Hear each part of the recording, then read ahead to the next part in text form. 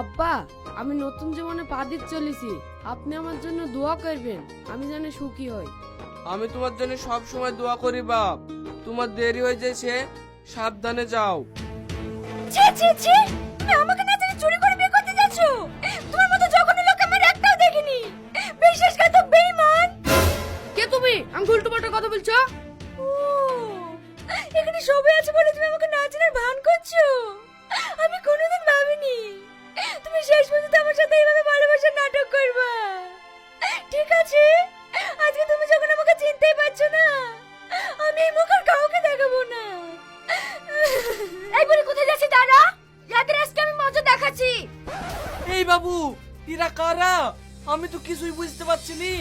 বুঝবেন, আপনার ছেলে লেগে যদি আমার মেয়ের কিছু হয় তাহলে আপনার 7 পুষ্টিকার জেলের ঘানি টানাবো। এবারে চ, দেখ ছেলে কোন বাড়িতে বিয়ে দেয়, সেই বাড়ি থেকে সব কথা ফাঁস করে দেবো। তোমরা দাঁড়াও। এই বাবু, এরা কি বলছে রে? তুই এখন সত্যি কথা বল, কি হয়েছে? সত্যি কথা বলছি আব্বা, এদিকে আমি চিনিনি। আমার ছেলে কোনোদিন মিথ্যে কথা বলে না। তোমার মেয়েকে যে আমার ছেলে ভালোবাসে, তার কি প্রমাণ আছে? প্রমাণ দেখবেন। এই বুড়ি, মোবাইলে যা আছে সবকিছু দেখা। এই দেখেন। এই বুড়ি, ও কি দেখাচ্ছি? সে ভিডিও কোনো দেখা না? না, ওই ভিডিও আমি দেখাতে পারবো না। থাক, আমি সব বুঝতে পেরেছি। তুই আমার ছেলে হই আমার মান সম্মান সব ধুলির সাথে মিশিয়ে দিলি। আব্বা, ওই মিথ্যেবাদীদের কথা তুমি শুনো না। আমি সত্যি বলছি, এদিকে চিনিনি। এই চুপ কর বোন, আমি তোমার হাত ধরে বলছি, আজকে আমার বন্ধুর মেয়ের সাথে আমার ছেলের বিয়েটা যদি না হয়, আমার মরা ছাড়া উপায় থাকবে না। আমার মেয়েও তো মরে যাবে। আপনার ছেলেকে না পাইলে তার কি করবেন বলেন? আমাকে কি করতে হবে বলো বোন, যা বলবা তাই শুনবো। দেখেন, আমার মেয়ে আপনার ছেলের সাথে প্রেম করে তা আমাদের এলাকার লোক সবাই জেনে গেছে। আমার মেয়ের তো আর ভালো জায়গায় বিয়ে হবে না, তাই আমি আপনার সাথে 10 লাখ টাকা নেব। আপনি যদি না দেন তাহলে আমি এক্ষুনি থানায় যাব। ঠিক আছে, আমি 10 লাখ টাকায় দেবো। তুমি আমার বাড়ির ভিতর পানে চলো।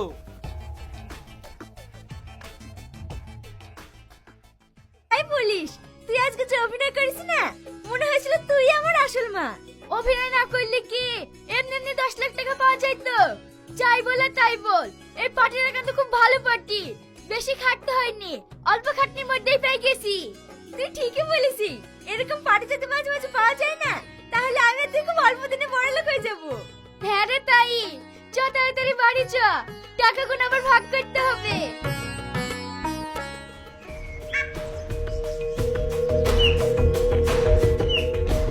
তুই এখানে বসে আছিস, তোর বাড়ির লোক যে তোর খুঁজে বেড়াচ্ছে, তোর মোবাইল ফোন করছে, তোর মোবাইল সুইচ অফ।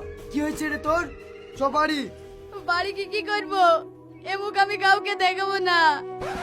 কেন, কি হয়েছে রে তোর? তুই তো ভালো করেই জানিস আমি কেমন ছেলে। তারপরে আমার উপরে যে অপবাদ দিল, আমি তা মেনে নিতে পারছি না। সে আমি জানি তুই ভালো ছেলে, তোকে একটা কথা জিজ্ঞেস করব, সত্যি কি ওই মেয়েটাকে চিনিস নি? সত্যি আমি ওই মেয়েটাকে চিনি নি। চিনিস নি তো ওই মেয়েটার কাছে তোর ছবি গেল কি করি? কিভাবে ছবি গেল তাহলে শোন। এই রীতি, কি বড় বাড়ি রে! ওই তো বাড়ির সামনে একটা ছেলে দাঁড়িয়ে আছে, ও তো মনে হয় মালিক হইতে পারে। যাই পর তাই করে দেখা। এই ছেলেটার হাইট শট লাগছে যে। হাইট শটটা তোর কি? তুই ওকে বি করবি নাকি? ঠিক আছে, তাহলে ট্রাই করে দেখি। আপনাকে একটা কথা জিজ্ঞেস করব। হ্যাঁ বলুন। এটা কি আপনার শ্বশুর বাড়ি? না না, শ্বশুর বাড়ি হবে কেন? আমার তো এখনো বিয়েই হয়নি, এটা আমার বাড়ি।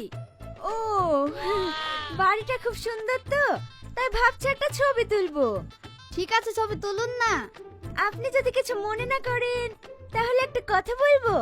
হ্যাঁ বলুন। আমার একটা বান্ধবীর বড়লোক বয়ফ্রেন্ড আছে, তাই আমার কোনো বয়ফ্রেন্ড নাই বলে আমাকে মাঝে মধ্যে ছোট করে। তাই বলছিলাম আমার বান্ধবীকে রাগানোর লেগে আপনাকে বয়ফ্রেন্ড সাথে ছোট্ট একটা ভিডিও করব। আচ্ছা